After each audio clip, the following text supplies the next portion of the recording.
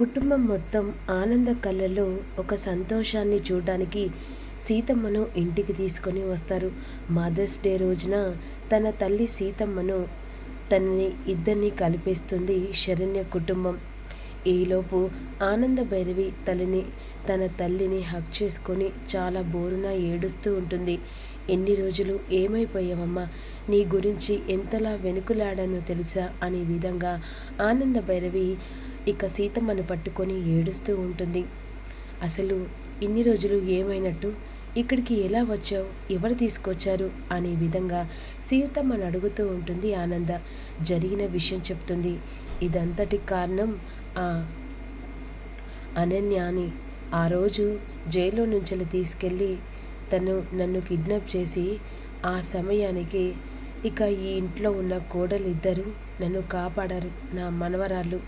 అంతేకాదు వాళ్ళ జీవితాన్ని బలంగా పెట్టి ప్రీతి వెంటనే విడాకుల పేపరు తన చేతిలో పెట్టి నా ప్రాణాన్ని కాపాడింది ఈరోజు ప్రీతి. అలాంటి నా మనవరాళ్ళు ఇద్దరు ఈరోజు నిన్ను నీ దగ్గరికి వచ్చేలా చేశారంటే నా బంగారాలు వాళ్ళిద్దరు అనే విధంగా తన మనవరాళ్ళని పొగుడుతూ ఉంటుంది. అమ్మ ఆనంద, నీకు దూరమై ఎన్నో కష్టాలు పడ్డాను, బాధలు పడ్డాను. ఎప్పటికైనా నువ్వు నా దగ్గరికి వస్తావని ఆ దేవుడి మీద భారం వేశాను.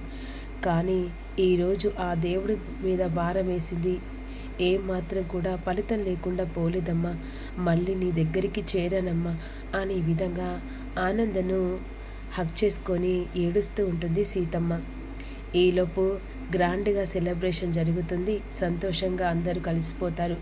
మరోవైపు అనన్య మాత్రం ఎలాగైనా సుందరాన్ని కలిసి దామిని ట్రాప్ చేసి ప్రేమలో పడేసి శాశ్వతంగా ఇక సుందరం లేనిది బ్రతకను అన్నట్టుగా తన కాళ్ళ ఎలా పడి నిన్ను ప్రేమించేలా చేసుకోమని చెప్తుంది సుందరానికి. ఇక మరోవైపు వీళ్ళందరి కింద ఉంటారు కదా, ఆ సమయానికి సౌమ్య కిందికి రాబోతుండగా దర్శన్ షెట్టు ఎదురుగా ఉంటుంది.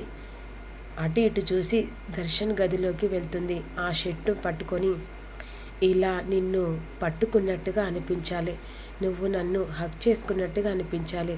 ఈ షెట్టే కాదు, ఈ షెట్టులో ఉన్న నువ్వు నన్ను వచ్చి ప్రేమగా కౌలించాలి అని చెప్పేసి ఈ విధంగా సౌమ్య వెంటనే దర్శన్ షెట్టు పట్టుకొని అలా దర్శన్ ఎదురుగా ఉన్నట్టు కలగంటూ హక్ చేసుకుంటుంది.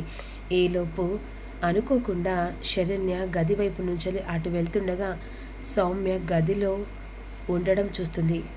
ఆ గదిలో ఉండి దర్శన్ షెట్టు పట్టుకొని హక్ చేసుకొని అలా చూసి వెంటనే గదిలోకి వచ్చి, ఏ సౌమ్య, మా గదిలో ఏం చేస్తున్నావే అనే విధంగా అడుగుతూ ఉంటుంది.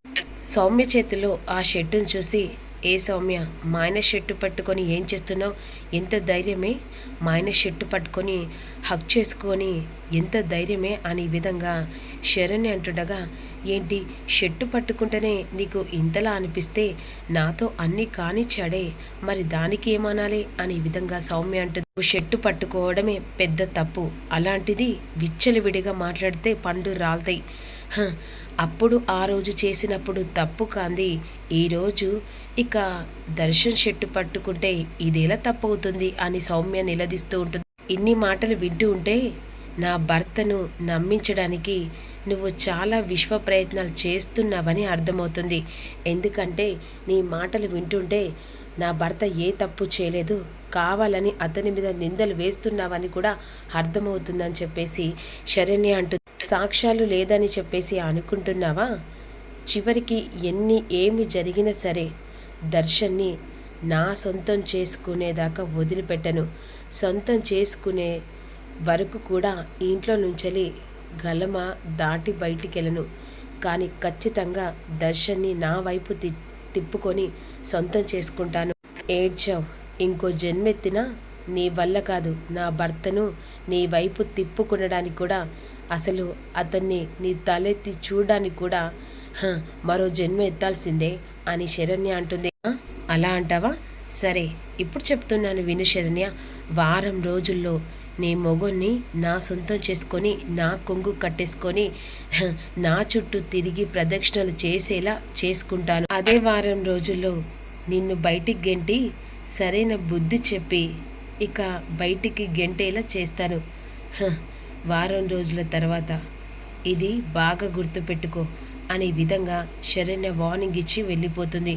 చెప్తా, వారం రోజుల్లో నన్ను బయటికి గెంటేస్తానని చెప్పేసి ఛాలెంజ్ చేసావు కదా, అదే వారం రోజుల్లో దర్శన్ని నా వాడు చేసుకుంటాను, నేనేం చేయాలో అది చేస్తాను అనే విధంగా అనుకుంటుంది. ఈలోపు వెంటనే సంతోషంగా ఆనంద భైరవి తన చేతులతో వంట చేస్తుంది. తన తల్లికి భోజనం పెట్టి ఇక తన తల్లికి అలా ప్లేట్లో అన్నం పెట్టిన తర్వాత ఆ ప్లేట్లో భోజనం ఆనంద భైరవికి తినబెడుతూ ఉంటుంది. తినబెడుతుండగా ఆనంద ఏడుస్తూ ఉంటుంది. చిన్నప్పటి జ్ఞాపకాలు మెంబరేసుకుంటూ ఆనంద భైరవి బాధపడుతుండగా, ఎన్ని రోజుల తర్వాత ఇలా అందరినీ కలుస్తానని అనుకోలేదు, నా కూతురు నాకు దూరం అవుతుందేమో అని, ఎప్పటికీ కలవనేమో, చావు అంచుల దాకా వెళ్ళినా కూడా నా కూతురు వచ్చి నన్ను అమ్మ అని పిలుస్తుందో లేదో అని కంగారు పడ్డాను. కానీ ఈరోజు మాత్రం నా మనవరాళ్ళ వల్ల నా కూతుర్ని కలిసే యోగం పట్టేలా చేశారు అనే విధంగా అంటుండగా, ఈలోపు ఆనంద తన చేతులతో తన తల్లికి భోజనం తినిపిస్తూ ఉంటుంది. ఇక వెంటనే ఆనందని కలవడానికి సౌమ్య వెళ్తుంది.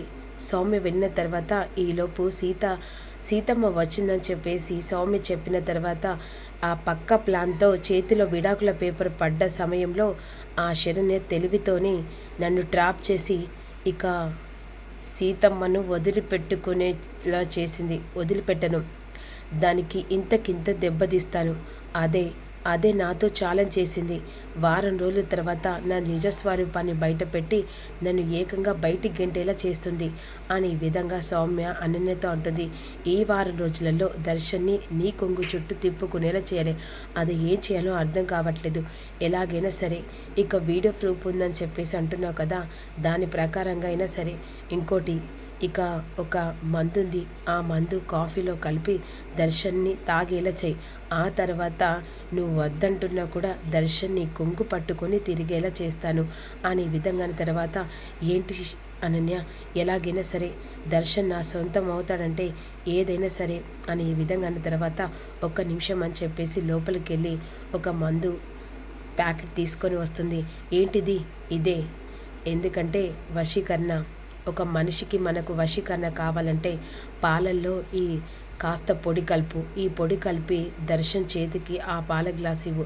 తాగిన తర్వాత దర్శన్ నీ సొంతం అవుతాడు.